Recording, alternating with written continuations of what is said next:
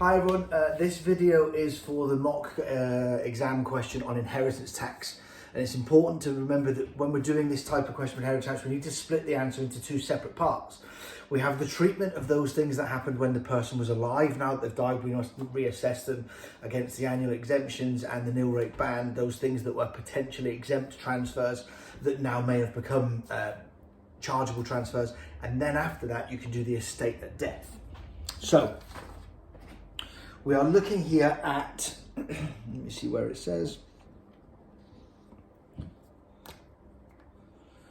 that this person has died on, where's halfway down, 25th January 2021. And we need to go back 7 years and reassess all of those things that happened when you're alive.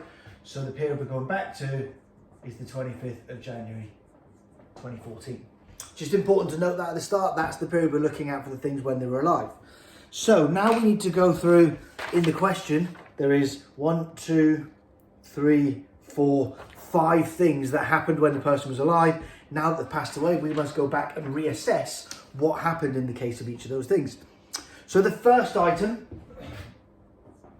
took place on the 14th of June 2013. That's before this date. Therefore, it is exempt.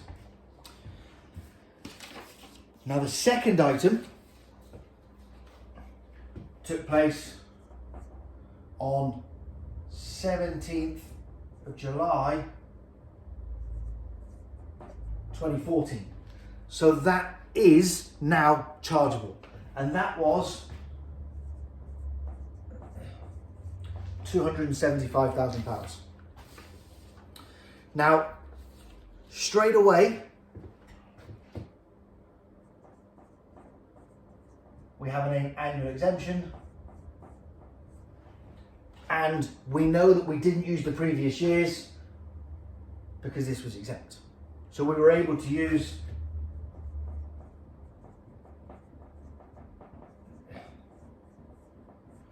both of those. It does not say that the gift is for anything in particular that would have an additional exemption. Therefore, that is it. And this becomes a chargeable gift of £269,000. Now, there's more to come back and do on that in a minute, but I'm going to look at the 5 transactions first, and then we'll start looking at what that means later on. Number 3 is on the 18th of December 14. This was July 14, therefore the annual exemptions have already been used. So this means that the actual value that's chargeable is the full amount of 315. There is no additional allowances we can claim against that. Number 4 has taken place on the 11th of August 2017. At this point, there is 2 lots of annual exemptions we can take, but this is a gift of shares.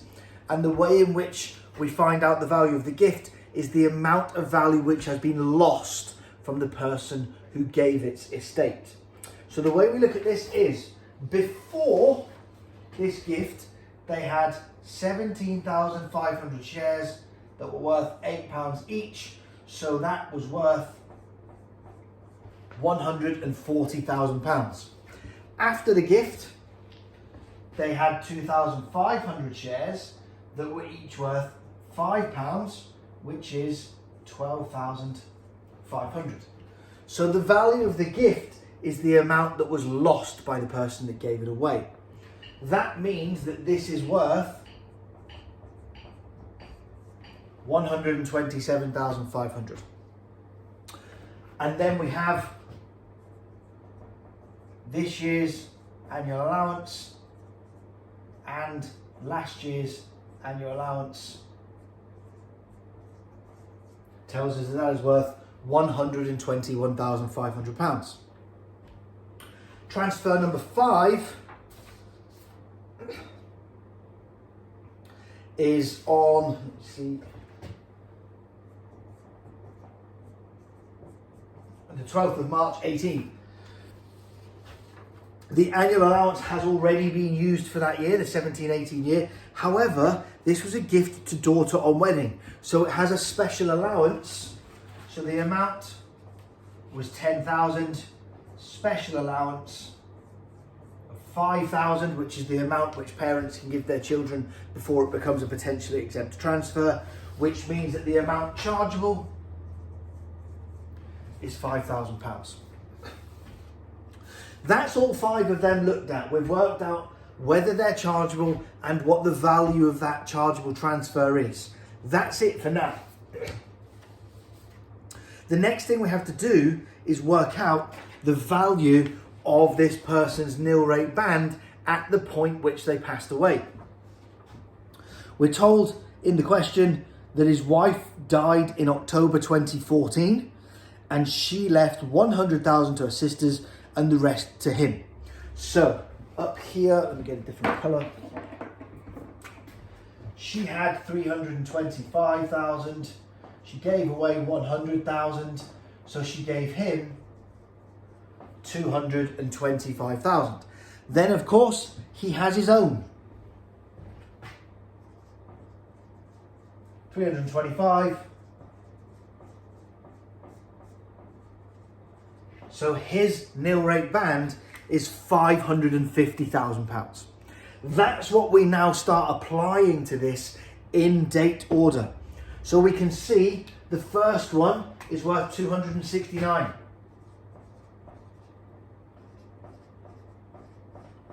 So we will use up nil rate band and none is chargeable.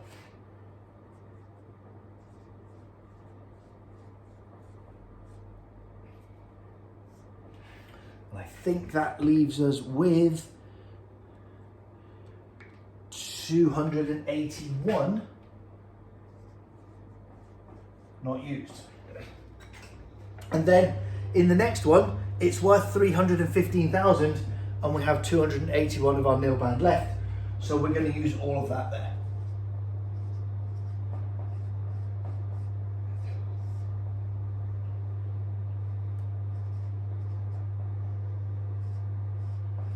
So that gives us chargeable of 34,000 and that's all our nil rate band used. So the first one went to 0, the second one got reduced down. Now we have to start looking at what actual tax they're going to need to pay on these.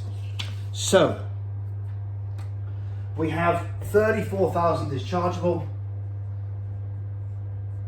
times 40% equals 13,600.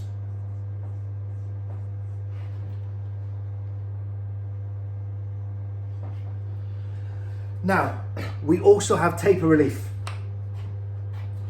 This is longer than 6 years before this, but not quite 7 years. So it happens in that 6 to 7 year bracket. And if it takes place in 6 to 7 years,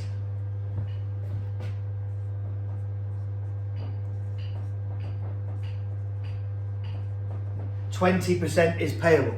So you work out the 13,600, then you say what's 20% of that? The actual amount of tax to be paid is 2720. And then we move on to the next one. We can see that 121,500 is the amount. So now 1 is exempt, 2 has been reduced to nil, 3 has 2,720 on it. Number 4 is 121,500. There is no more nil rate band to use, it's all gone. So that is completely chargeable at 40%, and that figure is 48,600. And now we have to look at when did that take place? And it took place, if I go 3 years back from here, January 18, it's further, but if I go 4 years back from here, it's forward. So it happened between 3 and 4 years ago. So 3 to 4 years equals 80% payable. So 48,600 times 80% means the actual amount paid is 38,880. And in number 5, the 5,000 times 40% is 2,000. Again, it's 3 to 4 years, so it's 80% payable. So the amount paid is 1,600. At this point, the total amount due here is 43,200. And that will come out of the estate before it's passed on. All these people will have to pay that tax. But this is it finished for what has happened in that 7 years before the person has passed away. That's that part done, but we still need some of these figures, so I'm going to take this out of the way. We'll come back to it in a bit. And this is all before the person has died in that 7-year period. Now we need to go on and look at what happened, what was their estate when they passed away. So we look down the assets and it says they've got shares in Barclays. Yes, that's part of the estate. Life insurance policy. Yes, that's part of the estate. House in the UK. Now later on in the question, it says the house in the UK was left to his second wife. That's a wife, that's not chargeable, that is not part of this estate. So the UK house is not part of the estate, everything else is, and so are the debts. So the estate at death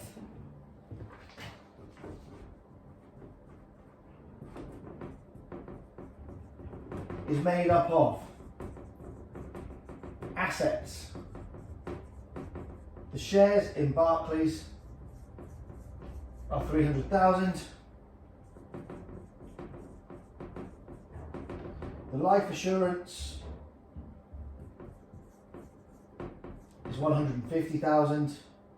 The house in the UK is not part of the estate because it's gone to his wife. The villa in Spain, 125,000. Furniture and jewellery, 30,000. Car, 18,000. And cash, 25,000. Giving us total assets in the estate upon death of £648,000. Then we have some liabilities. Now all of these liabilities must be settled. So the mortgage is 58. The credit card is 4. The income tax is 2,500. The gas bill is 500. And the other one is the funeral expense of 2,500. They all come to 67,500,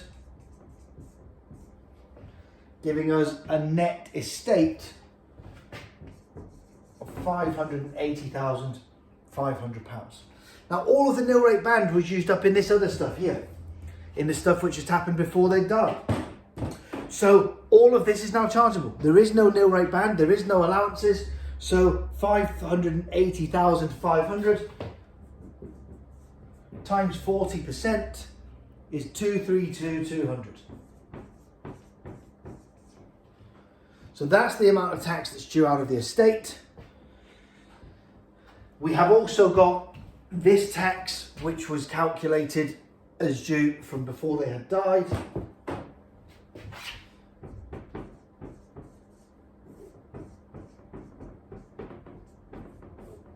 So the total amount of tax is £275,400. Now that is due to be paid by the personal representatives of the person who has died, or the executors of the estate, as they're sometimes called, usually a professional solicitor, an accountant, maybe something like this. And it is due 6 months after the end of the month in which they have died. So this person died 25th of January. Go forward to the end of January, 6 months forward from there. 6 months forward from there is July. So the 31st of January 2021 the personal representatives must pay £275,400. How that's paid isn't part of this question. The fact that that's the amount and that's who paid it and that's the date, that's what you're being asked.